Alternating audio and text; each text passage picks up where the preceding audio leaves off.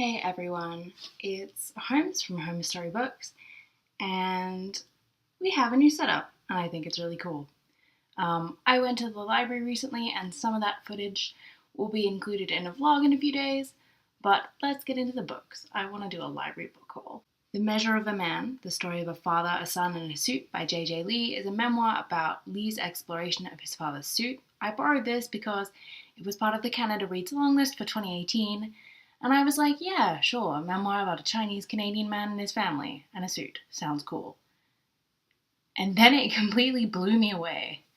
JJ is a soft, romantic, sentimental little nerd, and he's so passionate about suit and menswear and the history of menswear that he made me passionate about menswear.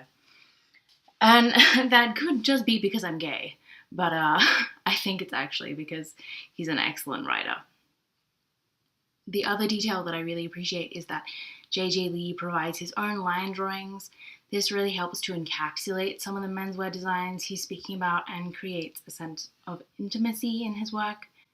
This is an aside, but I feel like there should be more pictures in adult books in general. This is a really moving memoir with very short readable chapters, and the first book that really surprised me in 2018. And there's just a quick trigger warning for domestic abuse and alcoholism. In the same vein, Forgiveness by Mark Sakamoto is his family's story during the Second World War. I believe Sakamoto is Japanese-Canadian, and this is a memoir featuring journal entries from the time period. I think it'll touch on Japanese internment camps in Canada, which is a dark part of Canada's history, but also very necessary to discuss. This was nominated for the Canada Reads Long List in 2018 as well. Tommy Pico's IRL.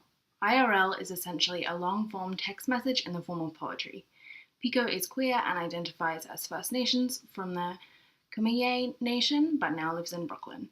This feels like a book I have to read in one sitting, but because of the format, but it's queer First Nations poetry, which means I'm going to pick it up no matter what. Shoplifter by Michael Cho.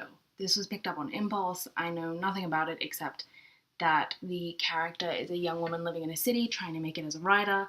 The style on the inside is black and bright pink, and that really drew me in. I love picking up random graphic novels at the library, and this one is no exception.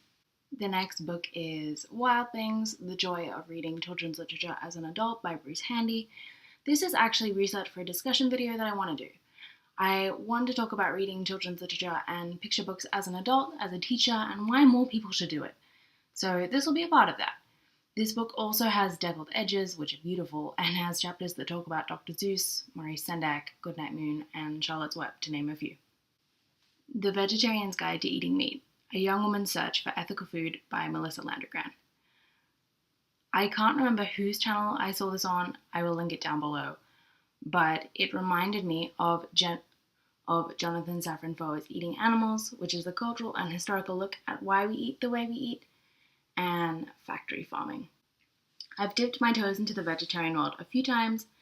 I'm planning to do a video on my favorite vegetarian reads, including recipe books, but committing to vegetarianism is a huge struggle for me. I've eaten meat for 25 years, and my favorite pizza topping is pepperoni, and most importantly, I want to make sure that I'm practicing vegetarianism in a way that benefits me and my body is healthy. So, I'm hoping this book will give me more ways to eat ethically rather than just abstaining from meat, so that I can make more choices that benefit myself and all things on the planet.